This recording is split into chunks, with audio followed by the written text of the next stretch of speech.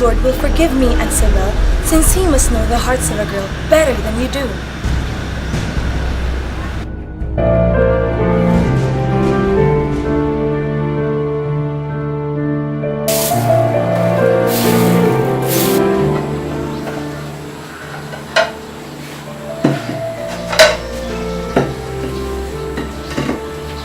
Maria, I believe that the doctor is right.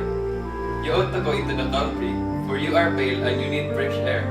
What do you think of Malabon or Sanjay? You and Isabel can go to the convent to get your clothes and to say goodbye to your friends. You will not stay there any longer. In 4 or 5 days, after you get some new clothes made, we'll go to Malabon. Your godfather is no longer in San Diego. The priest that you may have noticed here last night, that young padre, is the new curate whom we had there, and he is a saint.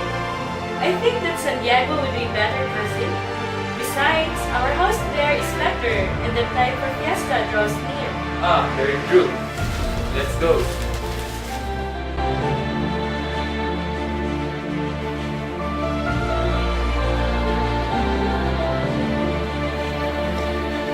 I wish I was in a quiet convent with my friends. There I could have seen him without emotion and agitation. Juan Crisostomo.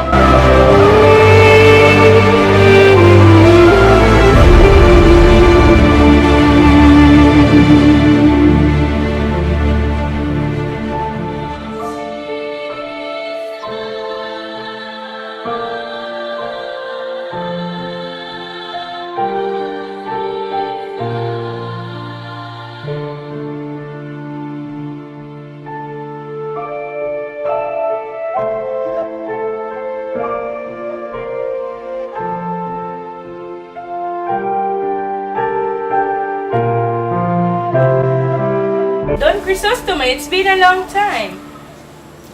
It's good to see you. Where is Maria?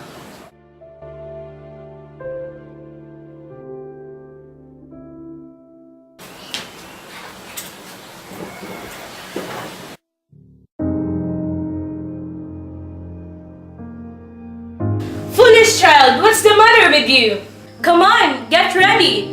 Come while he's talking to your father. Don't make him wait.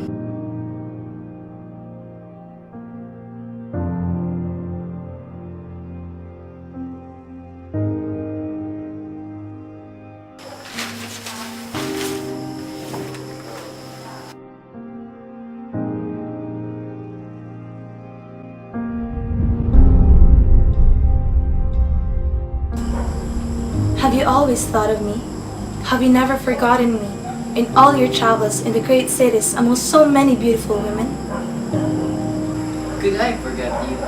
Could I be faithless to my sacred faith? Do you remember that stormy night when you saw me weeping alone by the side of my dead mother, and drawing near to me, you put your hand on my shoulder, that hand which for so long a time you had not allowed me to touch, saying to me, "You have lost your mother, while I never had one, and you weep with me.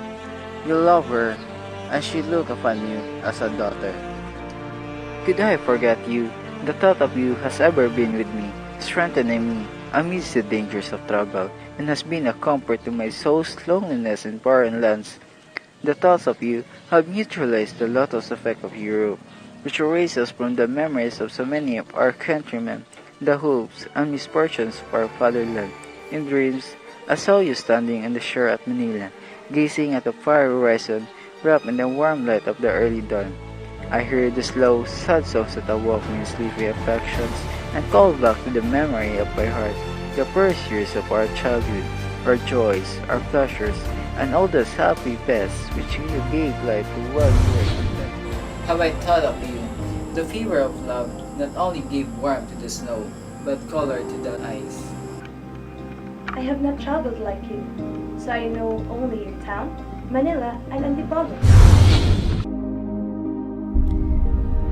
You used to pick up the most beautiful shells and search in the sea for the roundest and smoothest pebbles of different colors that we might play games with them. You were very stupid and always lost. We used to chase by the shores of the sea, and we were very happy.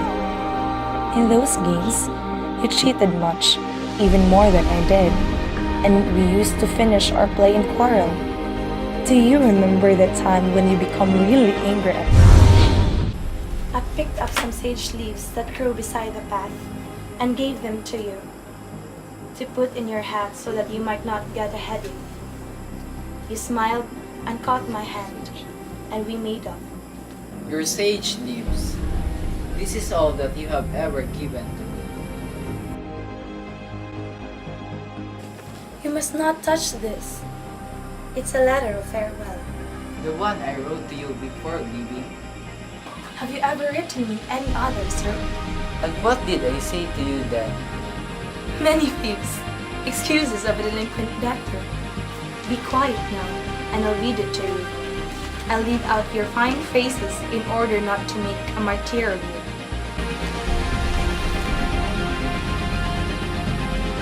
Mine. But I'll not read what follows. That's because it's not true. My father wishes me to go away, in spite of all my pleadings. You are a man now, he told me, and you must think about your future and about your duties. You must learn the science of life, a thing which your fatherland cannot teach you, so that you may someday be useful to it. If you remain here in my shadow, in this environment of business affairs, you will not learn to look far ahead.